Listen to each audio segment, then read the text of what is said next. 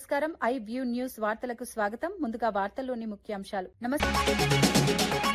శంకర్ గౌడ్ మృతి ప్రభుత్వ హత్యేనన్న బండి సంజయ్. కార్మికుల సమస్యలను పట్టించుకోలేదన్న ఘాటు విమర్శ. ఘటనపై రాష్ట్ర వ్యాప్తంగా తీవ్ర విషాదం వ్యక్తమవుతుందన్న వ్యాఖ్య. బాధ్యులపై కఠిన చర్యలు తీసుకోవాలని డిమాండ్. జగన్పై మంత్రి సంధ్యారాణి ఘాటు విమర్శలు. ఉత్తరాంధ్ర అభివృద్ధిని చూసి అసత్య ప్రచారమంటూ ఆరోపణ. గత పాలనలో అవినీతి దందాలతో విశాఖ నాశనమన్న వ్యాఖ్య. రాష్ట్ర అభివృద్ధిని అడ్డుకునే ప్రయత్నాలు సాగుతున్నాయన్న ఆరోపణ.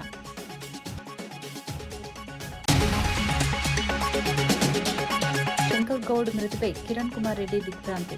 కార్మికులు ఆవేశంతో ప్రాణాలు తీసుకోవద్దన్న విజ్ఞప్తి. చర్చల ద్వారానే సమస్యలు పరిష్కారం సాధ్యమన్న భరోసా. స్వార్థ ప్రయోజనాల కోసం రెచ్చగొట్టే వారిని నమ్మవద్దని సూచన. బెంగాల్ ఎన్నికల్లో బీజేపీ విజయం ఖాయమన్న అమిత్ షా. తొలి విడతలోనే 100కు పైగా సీట్లు వస్తాయన్న ధీమా. చొరబాటుదారుల సమస్యలను పరిష్కరిస్తామన్న హామీ. ఎన్నికల ఫలితాలు రాష్ట్ర రాజకీయాల్లో మార్పు తీసుకొస్తాయన్న వ్యాఖ్య. జగన్ పాలనపై సతీష్ కుమార్ సవాల్. సంక్షేమంలో ప్రస్తుత ప్రభుత్వం వెనుకబడి ఉందని విమర్శ.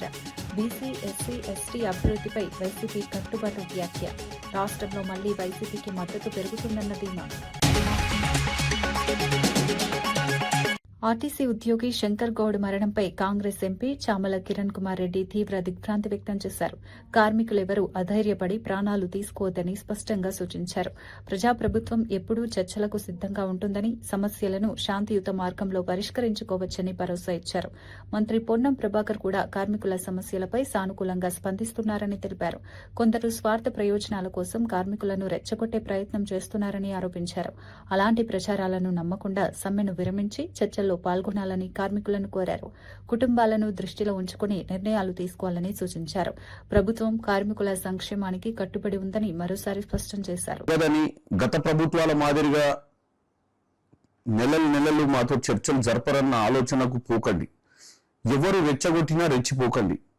కొంతమంది స్వలాభాల కోసం పక్కవారి వీక్నెస్ ని చూసి, వారికి ఉన్నటువంటి కష్టాలను చూసి వాళ్ళని రెచ్చగొట్టే ప్రయత్నం చేస్తుంటారు. ఈ ప్రభుత్వం మీ అందరితో చర్చలు చేయడానికి సానుకూలంగా ఉంది. మీరందరూ కూడా ప్రభుత్వాన్ని నమ్మండి. పొన్నం ప్రభాకర్ గారు వీలైనంత మటుకు సమస్యలు పరిష్కారం చేస్తున్నామని చెప్పినా గానీ కొంత మిస్అండర్స్టాండింగ్ వల్ల ఇటువంటివి జరుగుతున్నాయి. ఎందుకంటే ప్రాణాలు చాలా ఇంపార్టెంట్. మన వెనుక మన కుటుంబ సభ్యులు, మన మీద డిపెండ్ అయిన వాళ్ళు చాలా మంది ఉంటారు. దయచేసి ఆర్టీసీ కార్మికులకు ఈ సమ్మె విరమించుకోవాలి. అలాగే చర్చలలో పాల్గొనాలి. మీ సమస్యలన్నీ పరిష్కారం చేశారని తెలియజేస్తున్నాను. ఆర్టీసీ డ్రైవర్ శంకర్ గౌడ్ మరణంపై కేంద్ర మంత్రి బండి సంజయ్ తీవ్రంగా స్పందించారు. ఈ ఘటన ముమ్మాటికి ప్రభుత్వ హత్యేనని ఘాటుగా విమర్శించారు. శంకర్ గౌడ్ మృతి రాష్ట్ర వ్యాప్తంగా తీవ్ర విషాదాన్ని కలిగించిందని, తెలంగాణ సమాజమంతా బాధపడుతోందని అన్నారు. ఆర్టీసీ కార్మికులు ఎన్నో సమస్యలతో అల్లాడుతున్నప్పటికీ ప్రభుత్వం పట్టించుకోవడం లేదని ఆరోపించారు. కార్మికుల సమస్యలను పరిష్కరించడంలో ప్రభుత్వం విఫలమైందని విమర్శించారు. ఇలాంటి ఘటనలు మళ్లీ జరగకుండా వెంటనే చర్యలు తీసుకోవాలని డిమాండ్ చేశారు. ఇది సెంటిమెంట్ డెడ్ బాడీ తీసుకోవడం. పాపం శంకర్ గౌడ్ అనే వ్యక్తికి ఇల్లు కూడా లేదు, సొంత ఇల్లు కాదని అది. వాళ్ళ చెల్లె వాళ్ళ ఇంట్లో, వాళ్ళ బిడ్డ ఇంట్లో ఉంటున్నాడు. అంటే ఒక ఆర్టీసీ కార్మికుని దుర్భరమైన జీవితానికి నిలువెత్తు నిదర్శనమే ఇలా శంకర్ గౌడ్. సొంత ఇల్లు లేకుండా వాళ్ళ బిడ్డ ఇంటికి డెడ్ బాడీ తీసుకొచ్చారు. వాళ్ళు ఓడుతున్న కోరిక ఏంది? 30 సంవత్సరాలు పనిచేసిండు ఆర్టీసీ డిపో దగ్గరికి. ఒక్కసారి బాడీ తీసుకొస్తే చాలా మంచిది అని చెప్పి వాళ్ళు కోరుతున్నారు, కుటుంబ సభ్యులు కోరుతున్నారు. ఆర్టీసీ డిపో పాకిస్తాన్ ఉందా, బంగ్లాదేశ్ ఉందా? తీసుకపోతే ఏమవుతుంది? వాళ్ళు ఏమంటున్నారు? నేను కూడా ఏమంటున్నా అంటే ఎవ్వరు రాకుండా ఆపే బాధ్యత నాది. మీరే తీసుకోబడి అంటే వాళ్ళ కుటుంబ సభ్యులు అంటున్నారు, సార్ ఎవ్వరు రాకుండా మేము ఆపుతాం. అంబులెన్స్లో మా కుటుంబ సభ్యులము ఇద్దరము, మీ పోలీసు వాళ్ళే. ఒకటే అంబులెన్స్ పోయి ఒక 5 నిమిషాలు అటు ఉంచి తీసుకొద్దాం, ఎవ్వరు రాకుండా ఆపే బాధ్యత మాదని వాళ్ళు అంటున్నారు. నేను కూడా అందరిని ఆపుతా, నేను ఎవ్వరిని పోకుండా ఆపుతా అని చెప్పి నేను కూడా అంటున్నా. దీనికి ఇంత నిర్బంధమైందో అర్థమవుతలేదు నాకు. ఇంత నిర్బంధమైందో ఇప్పటికి అర్థమవుతలేదు నాకు. ఏది కారణం ఏంది? లా అండ్ ఆర్డర్ ప్రాబ్లం ప్రభుత్వమే కొన్ని తీసుకుంటున్నది. లాస్ట్కి ఏమంటున్నాడు? వాళ్ళ అబ్బాయి ఏమంటున్నాడు? ధ్యాన సంస్కరణ చేయ రేవంత్ రెడ్డి గారు వచ్చి చేసుకోమని చెప్పంటున్నాడు. డెడ్ బాడీ తీసుకోమని మీరే వేసుకోండి చెప్పంటున్నాడు. ఇష్యూను, సమస్యను పరిష్కరించే ప్రయత్నం చేయాలి. ప్రభుత్వం మొండిపడుతున్న పోతే ఇంకా ఇబ్బంది వస్తుంది. రేపు ఈ సమస్య ఇంకో రకంగా పోయే ప్రమాదం ఉంటుంది. ఇప్పుడు మేము కూడా సంధానించినాము. వాళ్ళ కుటుంబ సభ్యులు మా సెంటిమెంట్ దెబ్బతీద్దని చెప్పి వాళ్ళు ప్రభుత్వాన్ని కోరుతున్నారు. తప్పేమున్నది అంటున్నా. అంటే మిగతా అందరికో రూలు, ఆర్టీసీ కార్మిక ఒక రూలా? ఆర్టీసీ కార్మికులకి వాళ్ళకి సెంటిమెంట్ ఉండయి. ఏందల్ల పరిస్థితి? మీరు మేనిఫెస్టో డిమాండ్నే వాళ్ళు పరిష్కరించమంటున్నారు. 32 డిమాండ్ పక్క పెట్టన్నా. మీరు మేనిఫెస్టో పేజ్ నెంబర్ 28 అభయస్తం దానిలో ఉన్న ఆ డిమాండ్లు మాత్రం పరిష్కరించండి, నేను ఒప్పిస్తా వాళ్ళను. మీరు 32 పక్క పెట్టిగా వాళ్ళు ఒప్పిస్తారండి. కాబట్టి ఇప్పటికైనా ప్రభుత్వం దిగొచ్చి వాళ్ళ కుటుంబ సభ్యులను వాళ్ళ తీసుకోమని ఎవరు రాకుండా ఆపుతాం మేము. ఎవ్వరు రారు. వాళ్ళు వస్తే ఆర్టీసీ కార్మికులు వాళ్ళ సంగతి చెప్తారు. ఏ పార్టీ అని వచ్చి అక్కడ విధ్వంసం చేసే ప్రయత్నం చేస్తే ఆర్టీసీ కార్మికులు తిరగబడతారు వాళ్ళ మీద. నేను గ్యారంటీ ఇస్తున్నా. మేము కూడా ఎవరైనా రాము. ఒక్కసారి 5 నిమిషాలు తీసుకుపోయి వాళ్ళు రాత్రి నుంచి కుటుంబ సభ్యులు అందరు ఇబ్బంది పడుతున్నారు. ఒక 5 నిమిషాలు తీసుకుపోయి డెడ్ బాడీ నాడు తీసుకొస్తే చాలా మంచిది. వైఎస్సార్సీపీ అధినేత జగన్పై మంత్రి గుమ్మడి సంధ్యారాణి తీవ్ర విమర్శలు చేశారు. ఉత్తరాంధ్ర అభివృద్దిని చూసి ఓర్వలేక వైఎస్సార్సీపీ నేతలు అబద్దపు ప్రచారాలు చేస్తున్నారని మండిపడ్డారు. గతంలో కబ్జాలు, అవినీతి దందాలతో విశాఖను నాశనం చేసిన వారు ఇప్పుడు ప్రజల ముందు ముసలి కన్నీళ్లు కారుస్తున్నారని విమర్శించారు. అమ్మ అమరావతి ఆంధ్రప్రదేశ్పై ప్రేమలేని నాయకత్వాన్ని ప్రజలు తిరస్కరించారని అన్నారు. జగన్ రాజకీయాలు చేయాలంటే ముందు తన పార్టీని, తన ఇంటిని సరిచేసుకోవాలని హితవు పలికారు. రాష్ట్ర అభివృద్దిని అడ్డుకునే ప్రయత్నాలు ప్రజలు గమనిస్తున్నారని పేర్కొన్నారు. మెదక్ కలెక్టరేట్లో అన్వేష్ రెడ్డి ఆధ్వర్యంలో విత్తనాల సరఫరాపై సమీక్షా సమావేశం నిర్వహించారు. ఈ సమావేశంలో సీడ్ డీలర్లు, కోఆపరేటివ్ సొసైటీలు, ఎఫ్పీఓ ప్రతినిధులు పాల్గొన్నారు. ఖరీఫ్ సీజన్కు రైతులకు నాణ్యమైన విత్తనాలు అందించడం ప్రభుత్వ లక్ష్యమని ఖరీఫ్ సీజన్కు రైతులకు నాణ్యమైన విత్తనాలు అందించడం ప్రభుత్వ ప్రధాన లక్ష్యమని అధికారులు తెలిపారు. జిల్లాలో ఎలాంటి విత్తనాల కొరత లేకుండా చర్యలు తీసుకుంటామని హామీ ఇచ్చారు. జీలుగా, జనుము వంటి గ్రీన్ మాన్యూర్ విత్తనాలను కూడా సమయానికి అందించనున్నట్లు వెల్లడించారు. రైతుల ఉత్పాదకత పెంచేందుకు అవసరమైన అన్ని చర్యలు తీసుకుంటామని పేర్కొన్నారు. సరఫరా వ్యవస్థను బలోపేతం చేయడంపై సమావేశంలో చర్చించారు.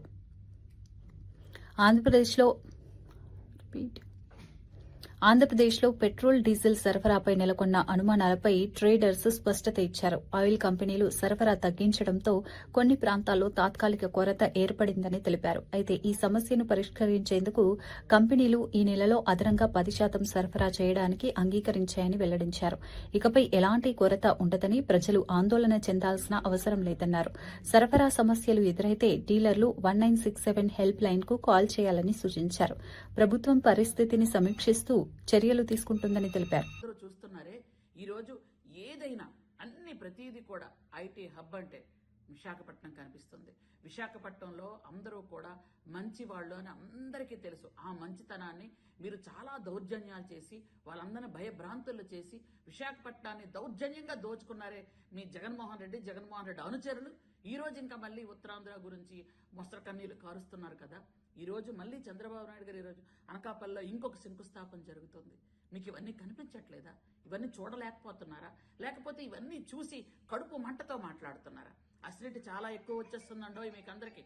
కాకపోతే చూసుకోండి, ఉన్నటువంటి మంత్రులు కానీ, అక్కడున్న ప్రజాప్రతినిధులు కానీ, మిగిలిన వాళ్ళందరూ కూడా ఉత్తరాంధ్రాని పూర్తి స్థాయిలో అభివృద్ధి చెయ్యాలని ఒక కంకణం కట్టుకొని ముందుకెళ్తున్నటువంటి బ్యాచ్ మేమంతా.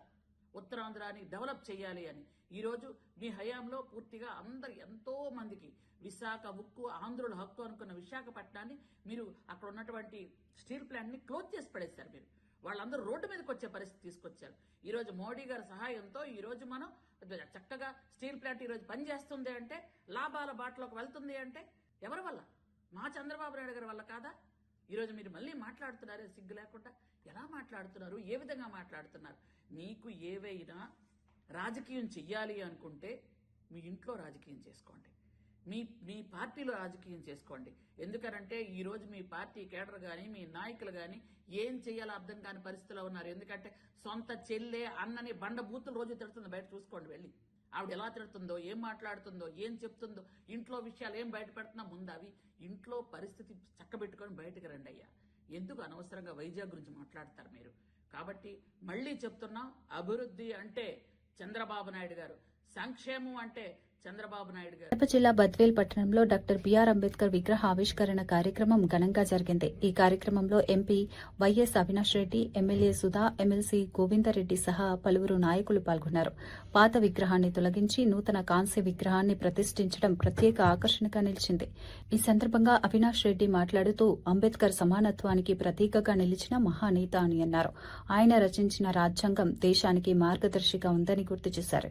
ప్రతి పౌరుడు అంబేద్కర్ ఆశయాలను పాటించాలని పిలుపునిచ్చారు. కార్యక్రమంలో పెద్ద సంఖ్యలో దళిత సంఘాలు, ప్రజా సంఘాల నాయకులు పాల్గొన్నారు.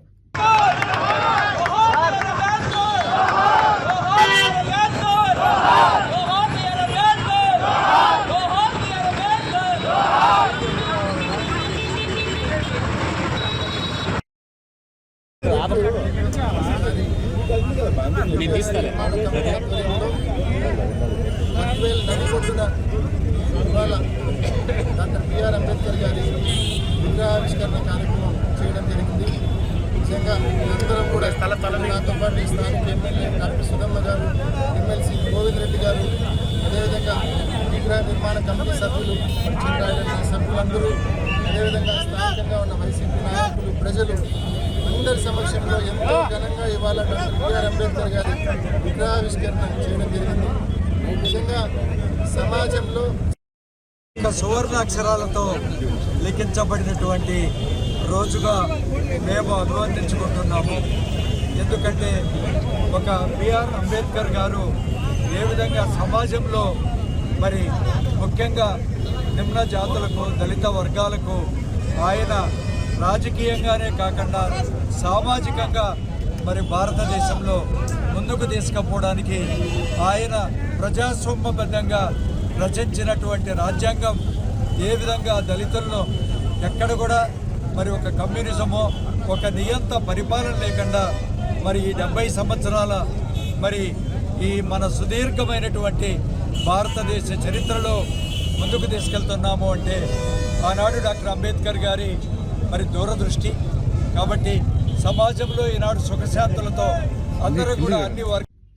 పశ్చిమ బెంగాల్ ఎన్నికలపై కేంద్ర మంత్రి అమిత్ షా కీలక వ్యాఖ్యలు చేశారు. తొలి విడత పోలింగ్లో బీజేపీ 110కి పైగా స్థానాల్లో విజయం సాధిస్తుందని ధీమా వ్యక్తం చేశారు. బెంగాల్ ప్రజలు భయం నుంచి భరోసా వైపు అడుగులు వేస్తున్నారని పేర్కొన్నారు. మమతా బెనర్జీ ప్రచారాలను తిప్పికొట్టిన ఆయన రాష్ట్రానికి స్థానికుడే ముఖ్యమంత్రి అవుతాడని స్పష్టం చేశారు. చొరబాటుదారుల సమస్యను పరిష్కరించేందుకు బీజేపీ కట్టుబడి ఉందని తెలిపారు. ప్రశాంతంగా పోలింగ్ జరగడం బీజేపీకి అనుకూల సంకేతమే అని అన్నారు. ఎన్నికల ఫలితాలు రాష్ట్ర రాజకీయాల్లో మార్పుకు నాంది పలుకుతాయని విశ్వాసం వ్యక్తం చేశారు. का जो प्रतिशत सामने आया है वो पूरे देश के लोकतंत्र में भरोसा करने वाले लोगों का उत्साह बढ़ाने वाला है। मैं सबसे पहले तो प्रथम चरण में वोट डालने वाले सभी बंगाल के मतदाताओं का बहुत बहुत अभिनंदन करना चाहता हूं और धन्यवाद भी करना चाहता हूं कि आप भय से भरोसे की ओर की एक यात्रा को बहुत अच्छे तरीके से शुरू किए हैं और दूसरे चरण के मतदाता भी భయ సే భరోసే కి యాత్ర కో ఆగే. ఆర్టీసీ డ్రైవర్ శంకర్ గౌడ్ మృతిపై మాజీ మంత్రి ఎర్రబెల్లి దయాకర్ రావు తీవ్ర ఆగ్రహం వ్యక్తం చేశారు. మృతదేహానికి నివాళులు అర్పించేందుకు కూడా అవకాశం ఇవ్వడం లేదని పోలీసులపై ఆరోపించారు. హౌస్ అరెస్టులతో తమను అడ్డుకుంటున్నారని మండిపడ్డారు. కార్మికుల హామీలు నెరవేర్చినప్పుడే శంకర్ గౌడ్ ఆత్మకు శాంతి లభిస్తుందని పేర్కొన్నారు. కుటుంబానికి ₹1 కోటి పరిహారం, ప్రభుత్వ ఉద్యోగం వెంటనే ఇవ్వాలని డిమాండ్ చేశారు. కార్మికుల సమస్యలను నిర్లక్ష్యం చేయడం వల్లే ఈ పరిస్థితి వచ్చిందని విమర్శించారు. ప్రభుత్వం వెంటనే స్పందించి న్యాయం చేయాలని కోరారు. మీరు హైదరాబాద్ తీసుకుపోమని మంచి హాస్పిటల్ జాయిన్ చేయను. ఈ హాస్పిటల్ జాయిన్ చేయక ముందే, ఆయన చనిపోక ముందే ప్రభుత్వం మీరైతే ఎలక్షన్ల ముందు ఏ అయితే డిమాండ్లకు మీరు హామీ ఇచ్చారో హామీని నెరవేర్చేటట్టు మీరు ప్రకటించండి. ఆయన ఆత్మశాంతి అన్న గుర్తుంది, లేకపోతే ఆయన బతికేందుకు నా అవకాశం ఉంటుంది అని కూడా నేను అక్కడ రిక్వెస్ట్ చేశాను. అయినా కూడా పొన్నం ప్రభాకర్ పట్టించుకోలేదు, రేవంత్ రెడ్డి గారు పట్టించుకోలేదు, వాళ్ళ మంత్రులు, ఎమ్మెల్యేలు కూడా ఎవరు కూడా పట్టించుకోలేదు. వచ్చి ధైర్యం చెప్పే పరిస్థితి కూడా లేదు. ఆయన మాట్లాడుతున్నాడు. నేను పోయినప్పుడు క్లియర్గా నేను దయాకర్ రావుని వచ్చిన వరకే లేచి కూర్చున్నాడు. కూర్చొని నమస్కారం పెట్టి ఎందుకు తొందరపడ్డావా, అది ఇది అంటే లేదు, మా కార్మికుల ఇబ్బంది పడుతున్నారు, నేను వాళ్ళ కోసం ఎంతైనా త్యాగం చేస్తాను అంటే ఆయన తృప్తిగా ఉంటుంది దయచేసి. అయినా ఇప్పటికీ మీరు నిన్న క్యాబినెట్లో కూర్చున్నారు, క్యాబినెట్లో కూర్చున్నప్పుడు మీరు డిక్లేర్ చేయవచ్చు ఉండే, మీరు హామీలన్నీ మీ ఎలక్షన్ల ముందు హామీలు ఇచ్చినవన్నీ నెరవేరుస్తాం, ఆర్టీసీ కార్మికులకు ఏమేమి ఇచ్చినా అవి నెరవేరుస్తామని చెప్తే అయిపోతుంది. 3 ఏళ్ళు అయిపోయింది, వాళ్ళు గోస పడుతున్నారు, మళ్ళీ ఆర్టీసీ మొత్తం లాస్లో పోయింది. మీరు దీనికోసం ఎన్నడూ కూడా పట్టించుకునే పరిస్థితి లేదు. ఎప్పటికీ స్టేట్మెంట్లు ఇస్తూ ఉంటూ అడ్డమైన స్టేట్మెంట్లు ఇస్తున్నాం. కాళేశ్వరం 3 ఏళ్ల బట్టి గడిపినాం, కాళేశ్వరం మీద రాజకీయం చేసినాం. ఇప్పటికైనా నీకు బుద్ధి రాలేదు? ఆల్రెడీ హైకోర్టు క్లియర్గా చెప్పేసారు, చిన్న తప్పు జరగలేదు, కేసీఆర్ను హరీశ్రావు జోలికి పోవద్దు, దాని గురించి క్లారిటీగా చెప్పింది.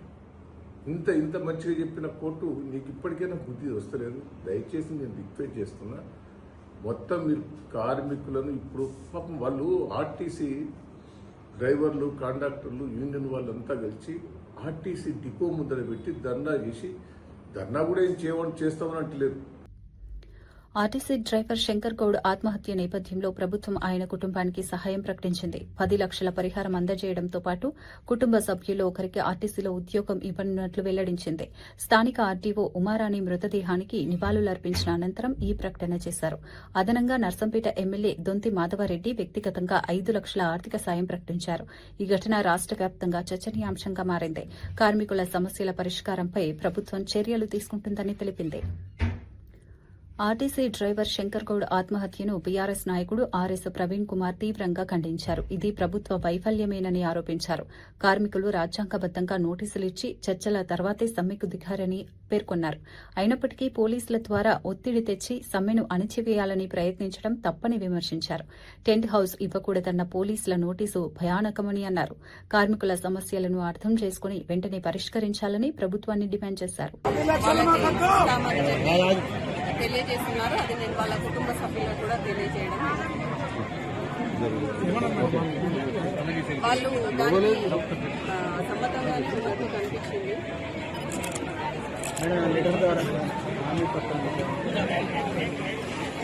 ఒకసారి వాళ్ళు బస్ స్టాండ్ తీసుకెళ్లి నివాళులు అర్పించాలని చెప్పి అవకాశం కల్పించాలంటున్నారు వాళ్ళు. ఆప్ ఎంపీ రాఘవ్ చద్దా తన సొంత పార్టీపై సంచలన వ్యాఖ్యలు చేశారు. తనను తన పార్టీనే మౌనం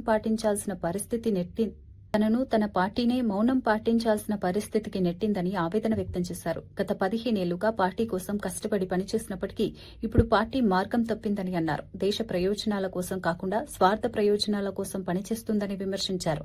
పార్టీ లోపలి పరిస్థితులపై అసంతృప్తి వ్యక్తం చేస్తూ తనకు ఇప్పుడిప్పుడే నిజం అర్థమవుతోందని చెప్పారు.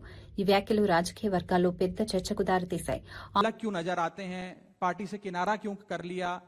तब मैं कुछ बोलता नहीं था, मैं प्रयास कर रहा था कि चीजें बेहतर हों, लेकिन आज मैं आपको असल कारण बताता हूं कि क्यों मैंने पार्टी की गतिविधियों से अपने आप को अलग कर लिया। और उसका कारण यह है क्योंकि मैं उनके गुनाह में शामिल नहीं होना चाहता था, मैं उनकी दोस्ती के काबिल नहीं था क्योंकि मैं उनके गुनाह में शामिल नहीं था। आज हम एक ऐसे मोड़ पर खड़े हैं कि हमारे पास सिर्फ 2 ही ऑप्शंस थे, 2 विकल्प थे। या तो हम राजनीति छोड़ दें और पिछले 15-16 साल जो हमने सार्वजनिक जीवन में काम किया उसे त्याग दें, या फिर हम अपने अनुभव को, अपनी स्किल्स को, अपनी पूरी ऊर्जा और एनर्जी को लेकर पॉजिटिव पॉलिटिक्स करें। इसीलिए हमने ये डिसाइड किया that we the 2/3 members of parliament of the belonging to the Aam Aadmi Party in Rajya Sabha exercise the provisions of the Constitution of India and merge ourselves with the BJP. हम BJP में विलय करते हैं। पिछले 12 सालों में భారతీయ జనతా పార్టీకి కేంద్ర కి ఆర్టీసీ డ్రైవర్ శంకర్ గౌడ్ ఆత్మహత్యపై కాంగ్రెస్ మాజీ ఎంపీ వి హనుమంతరావు స్పందించారు. ఈ ఘటన ఎంతో బాధాకరమని పేర్కొన్నారు. గతంలో కూడా ఆర్టీసీ కార్మికుల సమస్యల కోసం తాను పోరాడిన విషయాన్ని గుర్తు చేశారు. ముఖ్యమంత్రి రేవంత్ రెడ్డి, పొన్నం ప్రభాకర్ వెంటనే స్పందించి కార్మికుల సమస్యలను పరిష్కరించాలని విజ్ఞప్తి చేశారు. ఎన్నికల ముందు ఇచ్చిన హామీలను అమలు చేయాలని కోరారు. కార్మికులు తీవ్ర ఇబ్బందులు ఎదుర్కొంటున్నారని, ప్రభుత్వం ఆలస్యం చేయకుండా చర్యలు తీసుకోవాలని అన్నారు. ఈ అంశంపై అన్ని వర్గాలు కలిసి పరిష్కారం కనుగొనాలని సూచించారు. ఆర్టీసీ కార్మికులకు అన్యాయం జరుగుతుందని ఆ రోజులలో కాంగ్రెస్ తరఫున నేను అన్ని డిపోలు తిరగడం జరిగింది. వాళ్ళ వెనుకాల ఉండి వాళ్ళకి న్యాయం గురించి పోరాటం చేశాం. మన ప్రభుత్వం వచ్చిన తర్వాత మరి వాళ్ళకి ఏదైతే హామీలు ఇచ్చినాయో అది పూర్తి చేయడానికి ఫర్దర్గా ఇలాంటి డ్యామేజ్ జరగకుండా, ఇలాంటి ఆత్మహత్యలు జరగకుండా చూడాలంటే మీరు 10 లక్షలు ఏదైతే ఎక్స్గ్రేషియా ఇచ్చారో దానితో పాటు వాళ్ళ కుటుంబ సభ్యులు ఎవరికొకరికి ఆర్టీసీలో ఉద్యోగం ఇవ్వాలి. వాళ్ళు ఏమంటున్నారంటే ఇది ప్రభుత్వం ఏదైనా ప్రైవేట్ సంస్థ, ఎప్పుడన్నా మీరు తీసేస్తే మా సంగతి ఏదని వాళ్ళ ఏది లోపల వాళ్ళకు ఒక బాధ ఉన్నది. దాని మీదనే ఇవాళ ప్రభుత్వంతో వాళ్ళ ఉద్దేశం ఏంటంటే ఇది ప్రభుత్వ రంగంలో ప్రభుత్వ దాంట్లో ఏదైతే మిగతా ఉద్యోగాలంటూ మాకు సరి అయిన న్యాయం జరగాలని ఆలోచన చేసి ఈ ఉద్యమంలో చనిపోయాడు కాబట్టి రాష్ట్ర ప్రభుత్వం ఇవాళ ఇమీడియట్గా 10 లక్షల ఎక్స్గ్రేషియా ఇచ్చారు. అదే దాంతోపాటు తప్పనిసరిగా వాళ్ళ కుటుంబ సభ్యులకు ఒకరికి ఉద్యోగం ఇవ్వాలి. అదేవిధంగా ఇది పర్మనెంట్ సొల్యూషన్. ఫర్దర్గా ఇక ముందు ఏవైతే ఆత్మహత్య జరగకుండా కండక్టర్లను, డ్రైవర్లను, అందులో పనిచేసే ప్రతి వ్యక్తికి కూడా న్యాయం చేయాలంటే రాష్ట్ర ప్రభుత్వం, ముఖ్యమంత్రి గారు, అదేవిధంగా ఆర్టీసీ మినిస్టర్ అయినటువంటి పొన్నం ప్రభాకర్ గారికి విజ్ఞప్తి చేస్తున్నా. ఫర్దర్గా ఇలాంటి కాకుండా ఇది తొందరగా మనం ఎన్నికల ముందు ఏం చెప్పామో ఆలోచన చేసి దాని ప్రకారంగా వారికి సరైన న్యాయం చేస్తే బాగుంటుంది. ఫర్దర్గా ఇంకా ముందు కూడా ఇలాంటి ఉద్యమాలు జరుగుతుంటే మరి ప్రజలలో మనకు ప్రభుత్వం వచ్చినాక మరి ప్రజలలో కూడా కొత్త ఆలోచన వస్తుంది. దానికంటే ముందు ఈ ప్రభుత్వం వారి గురించి ఆలోచన చేసి ఏది వాళ్ళ యూనియన్ లీడర్లను అందరినీ పిలిచి కూర్చోబెట్టి సరి అయిన న్యాయం చేసి ఫర్దర్గా ఎలాంటి ఆత్మహత్యలు జరగకుండా చూడాలని ఒక సీనియర్ నాయకుడుగా, ఒక బీసీ నాయకుడుగా వారి రాష్ట్ర ప్రభుత్వాన్ని రిక్వెస్ట్ చేస్తున్నాను. తప్పనిసరిగా ముఖ్యమంత్రి గారితో, అదేవిధంగా ఆర్టీసీ మినిస్టర్తో హైదరాబాద్ పోయిన తర్వాత వాళ్ళతో మాట్లాడతా ఏదైనా నా ప్రగాఢ సంతాపం భగవంతురాల కుటుంబ సభ్యులకు ఆయుధారోగ్యాలు ఇవ్వాలని కోరుతున్నా. వైఎస్ఆర్సీపీ ప్రధాన కార్యదర్శి ఎస్వీ సతీష్ కుమార్ రెడ్డి రాష్ట్ర ప్రభుత్వంపై తీవ్ర విమర్శలు చేశారు. అట్టడుగు వర్గాల అభివృద్దికి జగన్ చేసిన కృషిని గుర్తు చేస్తూ ప్రస్తుత ప్రభుత్వం అదే స్థాయిలో పనిచేయలేదని అన్నారు. జగన్ పాలనలో తీసుకున్న సంక్షేమ కార్యక్రమాలను ప్రస్తావిస్తూ కనీసం 10% ప్రస్తుత ప్రభుత్వం అమలు చేసిందా అని సవాల్ విసిరారు. బీసీ, ఎస్సీ, ఎస్టీ వర్గాల అభివృద్ది కోసం వైఎస్ఆర్సీపీ కట్టుబడి ఉందని తెలిపారు. ప్రజలు నిజాలను గుర్తించాల్సిన అవసరం ఉందని అన్నారు. నువ్వేమన్నా ఛాంపియన్ ఏమన్నా బీసీలకు? నువ్వేం చేస్తావు బీసీలకు? నువ్వు ఒకసారి పోయి చూడు. ఈల లక్కప్ప అని చెప్పి మడకసిరిలో క్యాండిడేట్ ఇచ్చినాడు జగన్మోహన్ రెడ్డి. అతనికి ఒక ఉపాధి హామీకి పోయేటువంటి దాంట్లో చిన్న నౌకరీ చేస్తాడు. క్యాండిడేట్గా పెట్టి ఆయనకు అయ్యేటువంటి ప్రతి పైసా ఖర్చు కూడా పార్టీనే భరించే రోజు పెట్టింది. మైలవరంలో ఒక బీసీ క్యాండిడేట్ తీసుకొని పోయి ఇచ్చినారు ఒక జెడ్పీటీసీ స్థాయి వ్యక్తికి. ఆఖరికి ఆయనకు వాహనం తిరిగేదానికోసం కూడా మా పార్టీ నాయకుడే పెట్టుకొని క్యాండిడేట్గా పెట్టి అన్ని రకాలుగా మా పార్టీ అభ్యర్థిని మేము బలోపేతం చేసే ప్రయత్నం చేసినాం. విజయవాడ అర్బన్లో ఒక మైనారిటీ అభ్యర్థికి, చిన్న స్థాయి అభ్యర్థి అయినా వీళ్ళకందరికీ కూడా, ఎందుకంటే అట్టడుగునేటువంటి వాళ్లకు ఆర్థికంగా సరిగ్గా లేకుండా ఉన్నాయి. మనం ఒక మంచి సంకేతం ఇవ్వాలా, వీళ్ళందరినీ పైకి తీసుకొని రావాలా, ఆర్థికంగా రాజకీయంగా పైకి తీసుకొని రావాలని చెప్పి ఆర్థిక వనరులు అనేటువంటి అంశాన్ని పక్కన పెట్టి మా పార్టీ నాయకుడు మా ఖర్చులతో కూర్చొని క్యాండిడేట్ పెట్టేటువంటి ఘనత మాకుందా నీకుందమ్మా. బీసీలు చంపిన వాళ్ళు బీసీనే, చనిపోయిన ఆయన బీసీనే. వాళ్ళకు చిన్న ఘర్షణ జరిగిపోతే బీసీలను చంపినామా మేము? ఏమన్నా మీకు ఏమన్నా తెలియని మాట్లాడు. వార్తలు ముగించే ముందు ముఖ్యాంశాలు మరోసారి. శంకర్ గౌడ్ మృతి ప్రభుత్వ హత్యేనన్న బండి సంజయ్. కార్మికుల సమస్యలను పట్టించుకోలేదన్న ఘాటు విమర్శ. ఘటనపై రాష్ట్ర వ్యాప్తంగా తీవ్ర విషాదం వ్యక్తమవుతుందన్న వ్యాఖ్య. బాధ్యులపై కఠిన చర్యలు తీసుకోవాలని డిమాండ్. జగన్పై మంత్రి సంధ్యారాణి ఘాటు విమర్శలు. ఉత్తరాంధ్ర అభివృద్ధిని చూసి అసత్య ప్రచారమంటూ ఆరోపణ. గత పాలనలో అవినీతి దందాలతో విశాఖ నాశనమన్న వ్యాఖ్య. రాష్ట్ర అభివృద్ధిని అడ్డుకునే ప్రయత్నాలు సాగుతున్నాయన్న ఆరోపణ.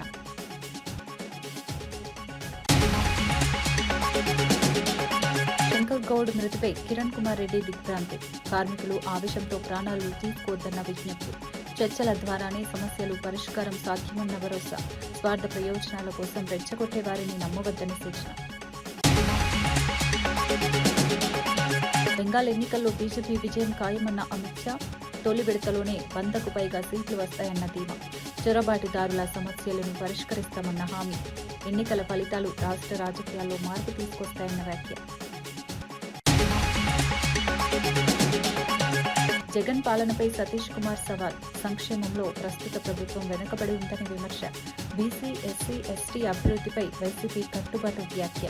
రాష్ట్రంలో మళ్లీ వైసీపీకి మద్దతు పెరుగుతుందన్న ధీమా. మరో బులెటిన్లో మళ్లీ కలుద్దాం. నమస్కారం.